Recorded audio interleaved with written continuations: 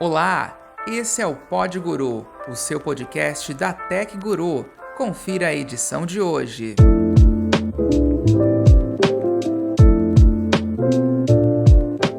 Seja você muito bem-vindo a mais um Meetup. Eu sou Marcos Barbosa e nós seguimos juntos aqui por pelo menos uma hora nesse bate-papo que hoje é Explore o máximo de recursos com PostgreSQL. Esse é um tema muito interessante para você, que está aqui, que busca desenvolver o seu banco de dados PostgreSQL com as dicas do nosso especialista convidado, que com toda certeza vai permitir que você deixe o seu banco de dados mais robusto, explorando o máximo de recursos. Inclusive, daqui a pouquinho, nosso convidado vai estar aqui com a gente trazendo todos os detalhes. Hoje a gente recebe pela segunda vez, o querido Rafael de Pere, nosso especialista back-end pela Tech Guru, a sua plataforma tech, que oferece, inclusive, o nosso evento aqui hoje, e usuário master PostgreSQL. Inclusive, ele participou de um meetup há 15 dias, inclusive você pode conferir, tá, na íntegra aqui, o nosso meetup completo, também os recortes entram nas nossas redes sociais e aqui também no nosso canal durante todo o mês, então você já pode conferir. O Rafael falou sobre MySQL, o banco de dados MySQL, você pode conferir depois ao nosso bate-papo de hoje, tá? A gente começa então com o Rafael aqui para a primeira pergunta de hoje, que é a seguinte: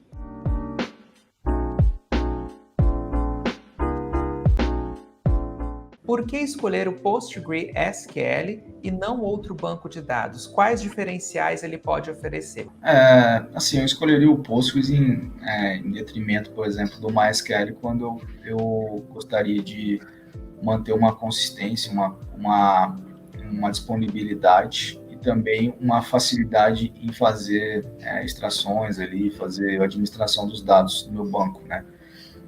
Por exemplo, o MySQL ele é mais performático, né? Isso alguns benchmarks mostram, mas para determinadas situações, o Postgres, como eu disse, né? Por exemplo, uma aplicação, um RP, onde a disponibilidade é extremamente importante, né? Em detrimento de, sei lá, aplicações web que precisam de muita performance, principalmente de escrita e leitura, o Postgres vem atender muito bem. A questão, por exemplo, de leitura é muito a gente consegue escalar, então não perderia, por exemplo, o MySQL. Em relação ao Oracle, por exemplo, o Oracle é extremamente caro, então se você quiser um banco que oferece muitas funcionalidades, né, não todas igual o Oracle, mas que tem uma robustez, né, como eu disse, ele é uma ótima opção e é free, né, e rodando no Linux, né, fica extremamente barato, né, para fazer manutenção, né, pode gastar os recursos da empresa ou enfim, do seu desenvolvimento em outras questões.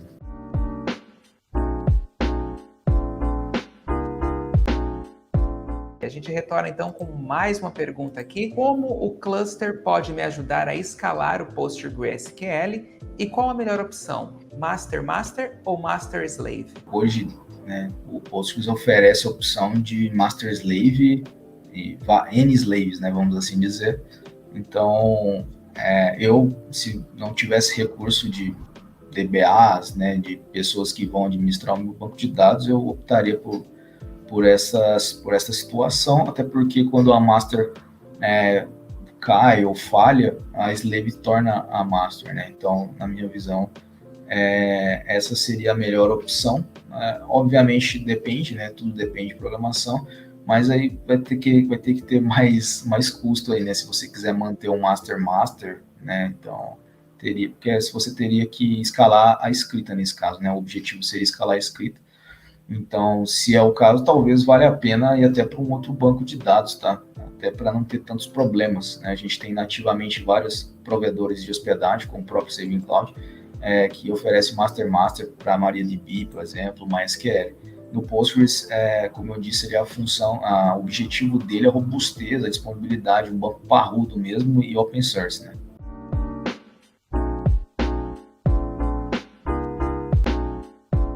O Jairo Melo Lázaro mandou o seguinte: quais seriam as vantagens de migrar a versão PostgreSQL 9.4.26, ele foi bem específico, para a versão mais recente?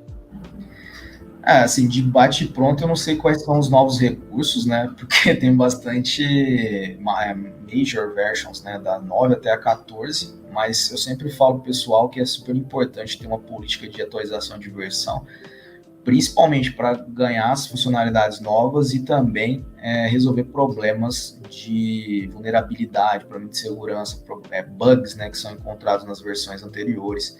Né? Então, muitas das majors vêm com esse pacote de ajuste, pacote de correções, né?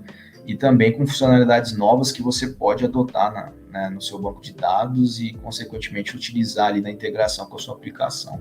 Então, eu não sei exatamente os detalhes, né, de todas as funcionalidades, mas eu sempre sugiro, e óbvio, né, tipo assim, não vamos ser tão agressivos, né, sobe da 9 para 10, sente como fica, sobe da 10 para 11, sabe, e vai gradativamente até chegar a 14, para não termos esse problema de incompatibilidade, tá, eu sempre falo, pessoal, vai devagar, gente, vamos com calma, até chegar na versão mais atual.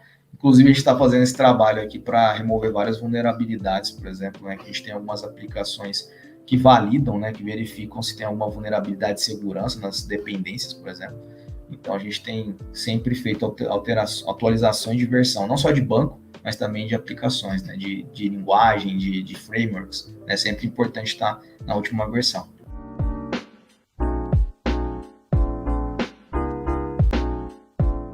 O Exley trouxe aqui, inclusive, algo específico sobre o que ele trabalha hoje, né? Ele disse que ele tem uma aplicação que tem pico de acesso em determinados períodos, pode chegar a mais de 1000 conexões. Nesses períodos, o servidor dele, PostgreSQL, fica bastante sobrecarregado. Que dica você daria para o Exley? Normalmente a gente usa o PG Bouncer aqui como um pool de conexões, eu não sei se está configurado, mas poderia ser uma opção para ele fazer esse gerenciamento, né, de threads, né, que são essas conexões. Minhas conexões relativamente tranquilas, assim, vamos assim dizer.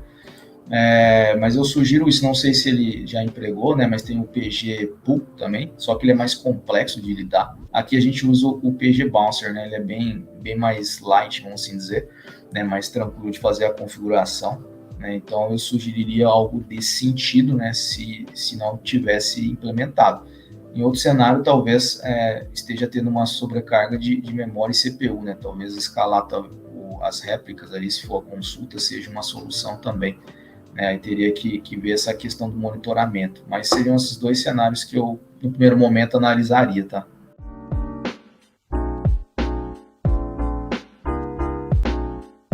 Jairo Neder mandou o seguinte: o PostgreSQL tem backup incremental? Então, boa pergunta, cara. Eu vi que tem o PG Dump, né, que o pessoal eventualmente usa assim para fazer os backups. Eu acho que até um ponto aí que eu tenho que dar uma estudada, mas eu acho que você consegue fazer uma automatização desse tipo de processo para você fazer os backups. Agora, se você tem duas máquinas, uma replicação, é possível você colocar em máquinas diferentes e lugares diferentes também, né? Então, a gente consegue fazer isso. Né? Mas eu sei que o Postgres tem o PG Dump, que é dedicado para dump e restore, né? Então ele faz uma extração dos dados e coloca num outro lugar. Acho que pode ser uma opção, né, para você. Mas assim, questão automatizar, provavelmente vai requerer um script ou algo do tipo.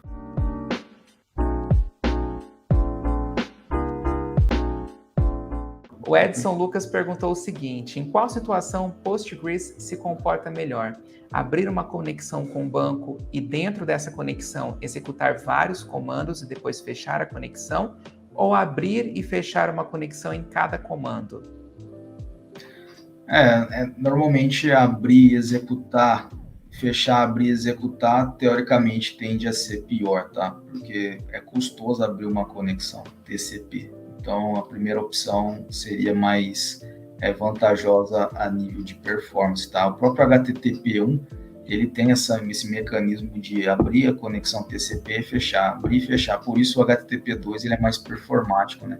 Ele consegue abrir a conexão e manter ela aberta e fazer várias requisições, e aí fechar no final. Então, a primeira opção é sempre mais barata a nível de processamento, nível de uso de máquina, do que a segunda opção de abrir e fechar. Mas, assim, depende também do processo, né? Se for algo que você precisa executar tudo de uma vez, né? Por exemplo, você vai processar, vai inserir vários registros, né? Mais interessante a primeira abordagem, você faz em lote, né? Então, você economiza esse gasto com a abertura e o fechamento da conexão.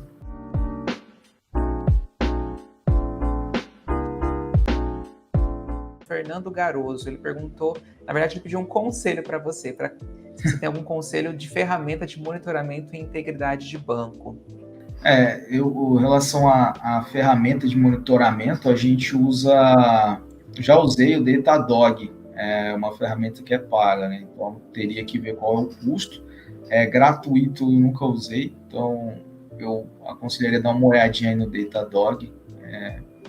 É bem interessante, assim, eu gosto bastante de consultá-lo, assim, bem tranquilo. Se for para a questão de desenvolvimento, tem o PG Admin 4, que roda no browser, tem o The Beaver, que eu uso, né, com mais frequência, mas é para questões de administração, de monitoramento mais no fino ali, né, eu aconselho uma ferramenta como o Datadog.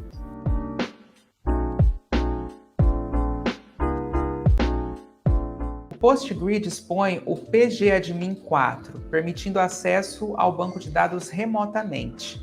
É seguro? Como pode facilitar a minha rotina? Ele é seguro, né? Desde que você tenha as credenciais, absolutamente tranquilo. Ele não vai...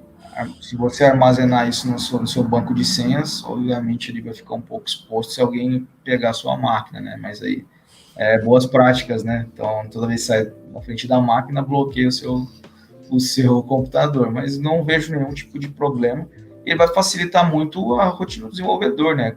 Criar manipulação de dados, né? Inserção, input, inserção, update, delete, consultas, né? Então é bem interessante, criação de procedures, se for o caso, triggers e afins. Então, sim, acho que ele é uma boa ferramenta e facilitaria assim, a sua rotina.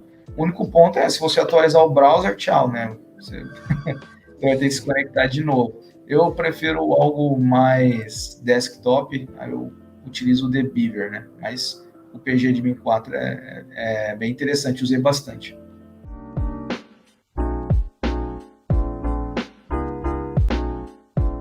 Como o comando vacuum pode ajudar a organizar meus dados e otimizar a performance do meu banco?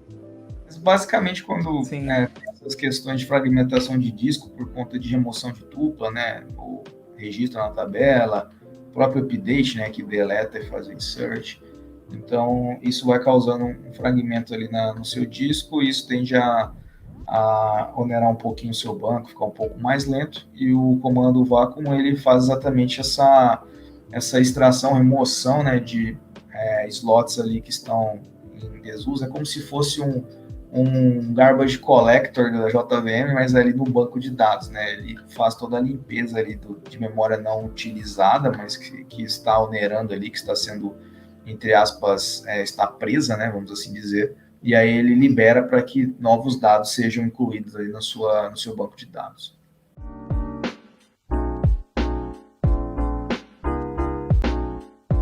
O que é pgdump, né? Você falou um pouquinho na introdução, e por que ele pode ser um vilão no meu backup? Ele é uma extensão do Postgres para fazer backup e restore, né? Restauração. Assim, o que pode acontecer, né, quando você está fazendo esse processo, ele consumir mais capacidade de CPU, né? Porque ele vai estar fazendo bastante I/O ali, né, para pegar os dados. Então, nesse momento, ele pode ter algum problema em relação à extração dos dados ali do banco de dados, a performance do banco de dados. Não necessariamente ele poderia ser um vilão, né? O problema maior é exatamente onerar o meu banco de dados no momento que eu estou realizando o meu backup. Eu nunca tive problema. Precisei fazer poucas vezes também, a nível mais, vamos assim dizer, nível de dados baixo, mas nunca tive problema em si no que diz respeito a corromper os meus dados, algo do tipo. Eu tive um problema de lentidão no meu banco de dados na hora que eu fui fazer essa extração num horário que não deveria ser feito, né? Então, acabei usando o CPU e memória no momento inadequado. CPU, na verdade, né? Memória nem tanto, porque ele salva em disco, né? Então é bem tranquilo.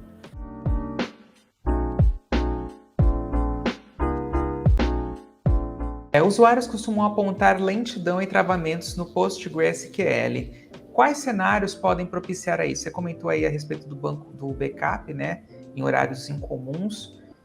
Seria um dos pontos? Sim, seria, pode ser um ponto. A questão da fragmentação do disco, né? Se você não executa, ou a aplicação não, o banco de dados não está adequadamente configurado para rodar o vácuo da maneira, na rotina adequada, né? No tempo adequado, às vezes demora muito tempo e o volume de deleções do banco é alta. Então, assim, são alguns pontos, alguns cheiros ali. Questão de indexação mal realizada pode causar lentidão, né? Então, é sempre importante estar analisando as queries, executando o plano de execução, ficou bem redundante, mas executando o plano de extração dos dados que são realizados numa consulta. Então, é extremamente importante sempre ver essas questões, né? Indexação, configuração de memória ali, né? Como que o novato está fazendo a administração das minhas fragmentações de disco, e também a questão de quando eu vou extrair um dado, um relatório, qual horário estou fazendo isso, ou como que eu estou escalado para fazer isso, né? Se eu precisar de um relatório, por exemplo, faz sentido ter uma réplica, né? Buscar uma réplica específica do que propriamente buscar numa master, por exemplo, né? Que você vai onerar a escrita também, você tem vários problemas aí que podem, vários gargalos que podem acontecer por conta disso, né?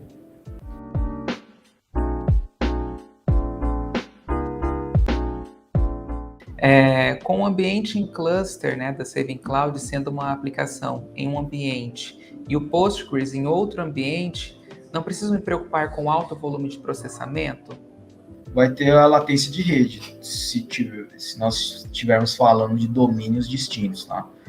Mas seria basicamente isso, tá?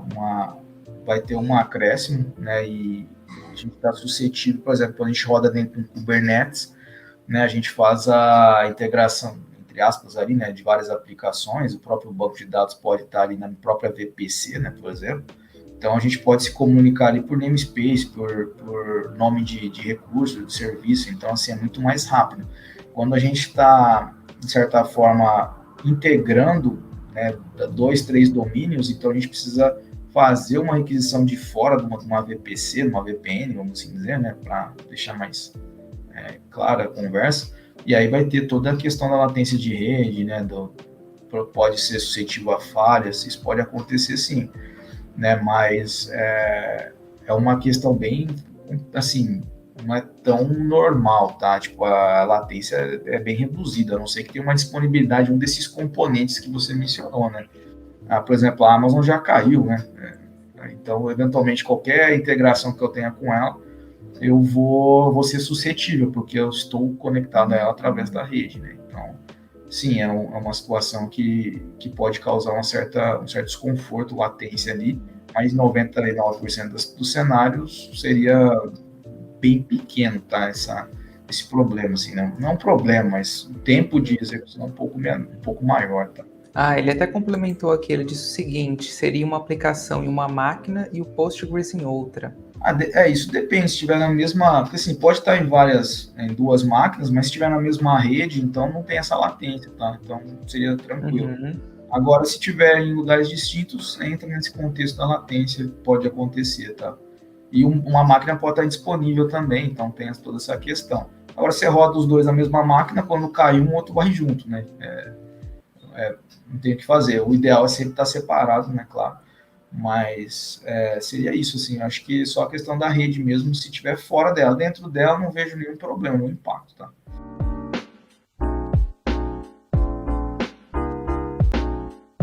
Wesley mandou o seguinte aqui pra gente. O PG Bouncer seria no modo Transaction, e aí ele conclui, como determinaria o tamanho do pool com o PG Bouncer? O tamanho do pool é baseado, porque assim, quanto maior o pool, maior o semáforo ali, né? Ele vai ficar trocando de contexto. Normalmente o pessoal usa o default ali, que é, se eu não me engano, 200 conexões, né? Então ele vai fazer reuso, né? Não vai deixar nada ocioso. Quanto mais conexões, mais ociosidade, mais recurso, né? Eu não lembro de cabeça quais são os modelos, tá? De PG Bouncer. Eu teria que dar uma olhadinha, mas se eu não me engano seria modo transaction sim, tá? Eu só não vou confirmar assim, porque eu não gosto de dar uma informação errada.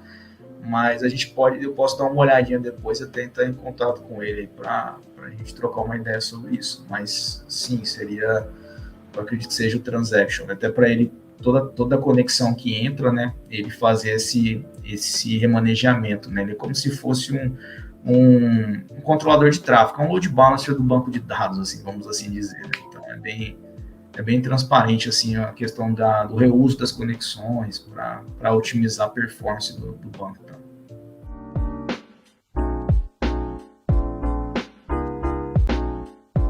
A gente vai chegando ao fim de mais um Meetup com você, agradecendo a sua presença, a sua participação, né, e dividindo seus conhecimentos aqui e demonstrações sobre a nossa plataforma aqui da Saving Cloud. Eu que agradeço a oportunidade aí, Marcos. Valeu, obrigadão, hein? E aí, gostou da nossa edição de hoje? Não deixe de conferir as demais edições disponíveis na nossa plataforma de streaming. Aproveite, conheça também as nossas redes sociais, todas elas @TechGuruOficial. E para mais conteúdos, acesse o nosso site techguru.com.br.